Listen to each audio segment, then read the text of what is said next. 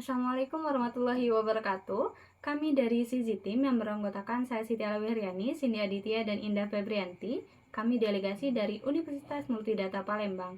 Dalam kesempatan ini kami akan membahas kasus bisnis yang telah kami bahas untuk menjawab Second Gajah Mada Business Case Competition yang berkolaborasi bersama PT Pupuk Altim. Dengan problem atau identifikasi masalah yang ada ialah PKT tentunya akan memanfaatkan sumber daya lokal yang ada untuk kepentingan perusahaan, tentunya perusahaan baru Fakfak di Papua Barat yang akan beroperasi pada tahun 2027 nantinya.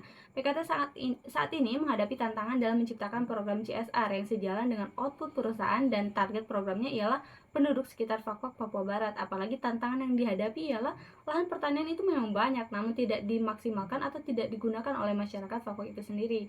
Pada dasarnya memang mata pencarian notabene-nya mereka itu petani, tapi ada beberapa lahan yang tidak dimanfaatkan dengan baik. Kemudian kebutuhan dasar serta infrastruktur. Kebutuhan dasar ini seperti pendidikan, kesehatan, dan juga infrastruktur itu kurang memadai di daerah tempat beroperasinya perusahaan baru ini. Dan juga ada banyak kasus kesehatan yang belum ada atau pencegahan yang belum maksimal seperti kasus stunting dan DBD. Dengan kondisi jalan lingkungan yang masih kayu, apalagi jembatan yang dilalui untuk akses sekolah atau akses mereka bekerja, dan juga kondisi limbah kawasan atau kita bilang sanitasi dan drenasi yang kurang baik, pemulihannya, bahkan limbah pada alun-alun yang seharusnya alun-alun itu bersih seperti itu. Jadi pada dasarnya kondisi lingkungan yang harus difokuskan pada program CSR ini sudah kita ketahui ya masalahnya di awal tadi. Nah, dengan analisis makroekonomi apalagi stakeholder yang harus kita pahami ya, apalagi pertama keuangan pemerintah, memang keuangannya itu tinggi, apalagi pendapatan Papua ini tertinggi nomor 5 seprovinsi gitu loh, tapi tidak dimanfaatkan dengan baik.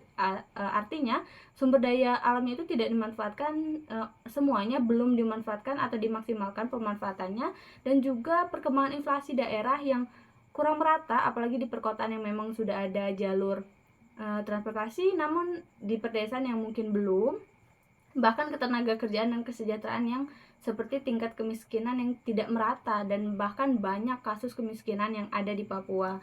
Dengan akibat itu, kegiatan ekonomi utama masih bersifat ekstraktif, yaitu memanfaatkan langsung sumber daya alam yang ada, terutama sektor pertanian, dan juga masih pertanian tradisional, belum smart farming, dan masyarakat peramu itu masih ada. Dengan strategi program CSR yang akan kami canangkan, tentunya akan melibatkan, apalagi fokus kita kan sebagai perusahaan PT Pupuk Altim ini perusahaan pupuk, sasaran empuknya direbut guna memenuhi ambisi, apalagi masyarakat Fakfak Papua ini dilibatkan dalam pertanian kesehariannya itu, dan CSR PKT harus menjadi prioritas agar mengakselerasi pembangunan di daerah Papua tempatnya beroperasi. Di mana recommendation CSR PT Pupuk Kalimantan Timur yang pertama ialah pertanian terpadu. Kami mengiyakan dan setuju bahwa pertanian terpadu menjadi strategi the best nih untuk menjadi program CSR pada PT Pupuk Altim di Papua nanti. Karena dengan adanya pertanian terpadu ada output berkesinambungan nih, misalkan pada pertanian dan juga perikanan mereka memiliki limbah yang bisa dikelola untuk menjadi pupuk, itu bisa dimasukkan ke perusahaan. Nah, akan jadi pupuk kan akan menjadi nilai jual tambah dengan diversifikasi produk kah, atau produk memang yang bahan baku dibutuhkan oleh perusahaan dari petani tadi atau nelayan tadi. Kemudian juga kami akan ada pengendalian emisi NH3 atau amonia. Jadi amonia itu tidak malah meracuni, bahkan merusak udara yang ada di Papua. Jadi dengan adanya inovasi alat the new X scrubber system. Kemudian kami juga ada hibah unit galon atau HUG kami sebut programnya, agar di sana kan kekurangan air minum. Jadi dengan adanya hibah unit galon ini akan ada titik-titik mereka bisa mengisi galon sendiri. Di sana itu akan diadakan free untuk masyarakat Papua. Mereka tinggal membawa galon itu sendiri agar mereka tidak perlu membeli air seperti itu. Nah, dengan adanya Delokal Smart Village juga kami percaya bahwa kampung desa atau desa wisata yang ada di Kampung Ugar tentunya kami fokuskan itu akan menjadi salah satu wisata yang menarik bagi pengunjung dan wisatawan lainnya. Dan di sini kita sebagai perusahaan bisa mencanangkan program The Local Smart Village ini. Nah, air limbah tentunya dari perusahaan itu kan akan masuk ke saluran sanitasi di masyarakat, bahkan sungai. Tapi kami ingin bahwa air limbah yang ada ini menjadi nilai tambah bagi perusahaan dan juga tidak mencemari sanitasi yang ada. Jadi air limbah sebagai air scrubber di unit PKT Papua. Bahkan air sanitasi dan drainase yang kotor tadi bisa kita menjadikan air scrubber juga nantinya dimanfaatkan oleh alat yang ada di PKT. Jadi kan kita bisa membuat waduk atau bahkan pembangkit listrik baru nih, apalagi kalau misalnya mereka kekurangan listrik kan. Jadi kita bisa bekerja sama dengan beberapa stakeholder, bahkan perusahaan ternama, karena ini menciptakan dan juga bagus untuk pemerintah juga yang tentunya harus berfokus pada hal ini. Kemudian pusat restorasi dan pembelajaran tumbuhan pala, di mana pala ini salah satunya itu memiliki kandungan ya, minyaknya itu bisa kita gunakan untuk bahan baku daripada sampo, sabun. Nah, dimana dengan kita memiliki banyak tumbuhan pala itu bisa penghijauan di perusahaan juga tentunya, dan juga nilai tambahnya tadi kita bisa menjadi diversifikasi daripada produk dan pemanfaatan pupuk tentunya untuk di pala itu sendiri. Nah, pelatihan administrasi pemasaran produk lokal, di mana kita akan mencari beberapa pelapak atau bahkan mereka yang mau menjadi marketing daripada perusahaan kita dan produk kita. Kemudian ada posyandu by PKT demi kesehatan, apalagi tadi stunting dan juga DBD. Dengan adanya posyandu kita bisa mengedukasi untuk program keluarga berencana di sana.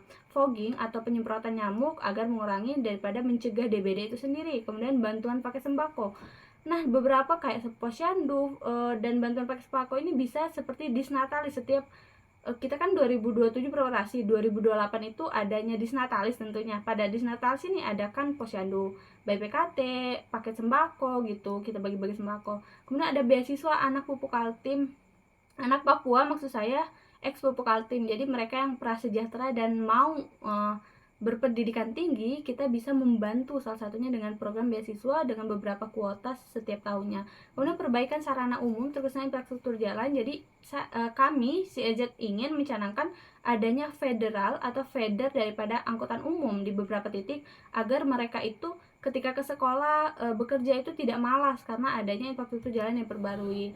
Kemudian the beginning of CSR program ialah keunggulan program CEZ sesuai dengan kami canangkan mulai dari 2007 dan sasaran target program jelas itu kami ada di proposal.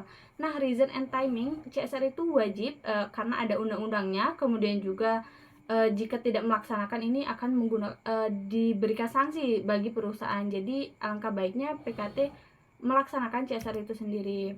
The way of implementation plan, kami ada framework AER atau acquire, existing, dan retain, di mana dari awal melaksanakan hingga dari awal perencanaan, melaksanakan hingga retain atau loyalitas daripada orang-orang yang mengikuti program agar setiap tahunnya, ini kan berjangka panjang nih programnya, jadi tetap mengikuti program yang kita canangkan. Kemudian ada skenario implementasi tugas, strategi, dan mekanismenya yang dari pembentukan legitimasi hingga memonitor dampak yang ada dari program, dan juga program super B2 B2C dari kawasan wisata Ugar tadi, di mana kita akan bekerjasama dengan Delokal Village.